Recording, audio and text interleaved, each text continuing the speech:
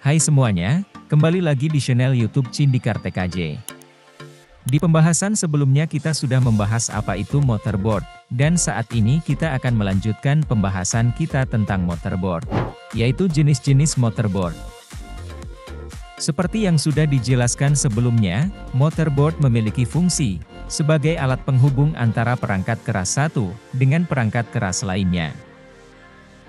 Artinya, ia memiliki tugas untuk menghubungkan berbagai perangkat keras, untuk kemudian dijadikan sebuah rangkaian secara paralel, untuk melakukan aktivitas tertentu. Langsung saja, kita akan membahas jenis-jenis motherboard. Motherboard yang pertama adalah motherboard AT. Motherboard ini merupakan tipe komputer pertama, yang masih menggunakan format 386 serta 486. Lalu, format ini pun kemudian diubah menjadi tipe ATX, dengan tujuan memberi sirkulasi udara yang lebih baik.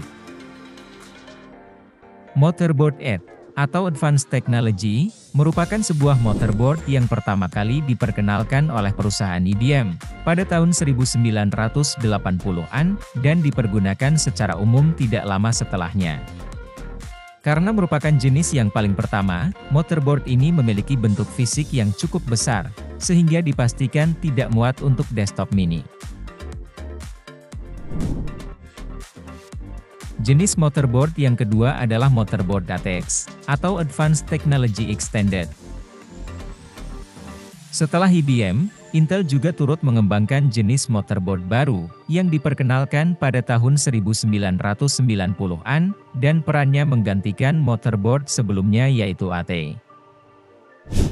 Bentuk fisik jenis ini, sudah agak lumayan kecil, jarak letak tiap-tiap komponen juga mengalami peningkatan, sehingga mudah dalam pemasangannya. Hebatnya lagi, motherboard ATX, ternyata masih digunakan hingga sekarang. Jenis motherboard yang ketiga adalah motherboard BTX, atau Balanced Technology Extended.